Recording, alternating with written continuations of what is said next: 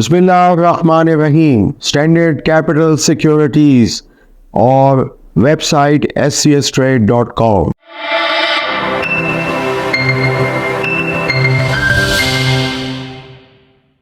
गुज़िश्ता से पेवस्ता पिछली वीलॉग के अंदर मैंने थोड़े से इंडेक्स के लेवल्स और RSI को आपसे मैंने डिस्कस किया था और रिकवरी का आपको बताया था, वो रिकवरी हो गई।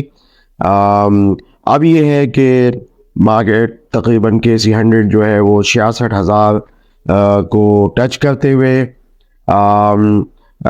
ये मैं आपको पहले से ही काफ़ी दिनों से ही जो एक चीज़ समझाता रहा हूँ वो ये है कि वैल्यू इन्वेस्टमेंट की इफादियत, और इस हिसाब से मैंने वैल्यू इन्वेस्टमेंट के बहुत सारे जो स्क्रिप्ट्स थे उनका वक्तन फ़वक्तन आपसे तज़किरा किया, और उनमें से कुछ की जो हमने रिपोर्ट्स पब्लिश की, शाया की, उनका भी हमने आपसे तज़किरा किया।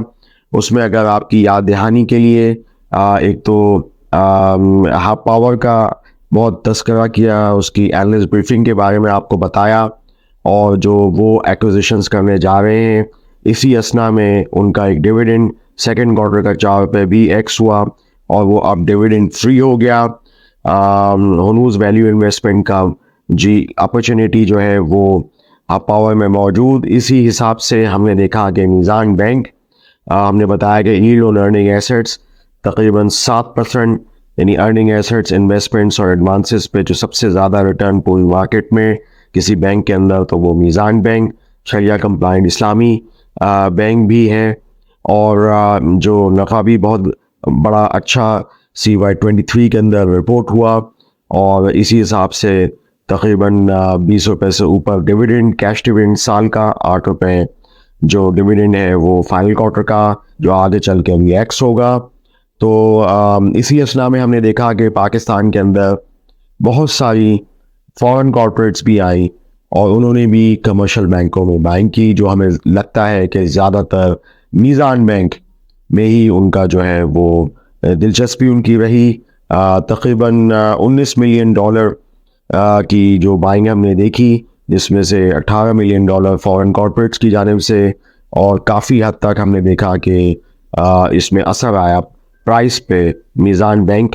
अब वो वैल्यू इन्वेस्टमेंट का जो है पाकिस्तान में शेयर बन चुका है, और जो वैल्यू इन्वेस्टमेंट में जो नंबर 1 पे आता है इसमें कोई शक नहीं कि वो आपका और हमारा सबका फेवरेट, तज्जियाकारों का भी फेवरेट, वो एंग्रो फर्टिलाइज़र।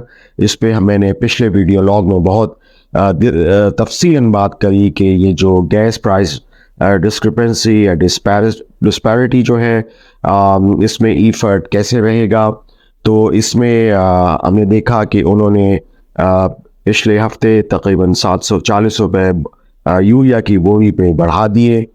तो गो के ये जो सीज़न 5-6 महीने का मैंने आपको तफसीली बताया था कि इसमें इतनी एप्लीकेशन नहीं होती, लेकिन बहरहाल इस वक्त चूँकि इन्वेंट्री बिल्डअप में भी जो हम ये देखेंगे कि आगे के लिए जो किसान होते हैं वो उनकी यूरिया की डिमांड पूरी नहीं होती है। तो जो एप्लीकेशन अगर जून के अवाखिर में यानी ज़्यादा हो जाती है चावल की बुआई वगैरह के सिलसिले में, तो ये सिलसिला जो है वो जारी रहेगा। तो ये जो फर्टिलाइज़र के प्लेयर्स खुसूसन एंग्रो फर्टिलाइज़र और फौजी फर्टिलाइज़र अहमियत इख्तियार कर जाते हैं।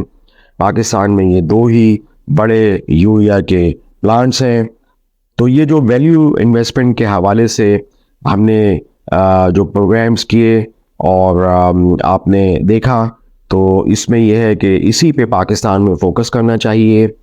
अब जबकि एक यानी सियासी सूरत हाल थोड़ी वाज़ेह हो चुकी है, एक हुकूमत का इजरा हो चुका है, तो अब ज़ाहिर बात है चैलेंजेस हैं, और IMF प्रोग्राम जो है वो आ सकता है नया एक्सटेंडेड EFF फैसिलिटी तकरीबन $6 बिलियन से ज़्यादा। तो ये है कि ताकि पाकिस्तान के मामलात को चलाया जा सके, एक्सचेंज पैरिटी को स्टेबल रखा जा सके, तो इसको मार्केट फॉलो करेगी। लेकिन वैल्यू इन्वेस्टमेंट के जो स्टॉक्स हैं, आइटम्स हैं, उसको भी वो मार्केट के यानी झंडा लेके आगे जाएंगे और उन्हीं पे आप लोगों को भी फोकस करना चाहिए। उन्हीं पे हम अपनी रिपोर्ट्स का इजरा भी करते हैं। आप हमारी वेबसाइट से देख सकते हैं। आप स्टैंडर्ड कैपिटल सिक्योरिटीज़ के चैनल को सब्सक्राइब कीजिए और ये जो मज़कूरा कंपनियां हैं इनको मुख्तलिफ रेशोज़ में प्राइस टू सेल मल्टीपल का काफ़ी जिक्र करता हूँ। आप रिटर्न ऑन इक्विटी भी देख सकते हैं। ये देखते रहिए। आपका शुक्रिया। For more details, call us today at 111-111-721.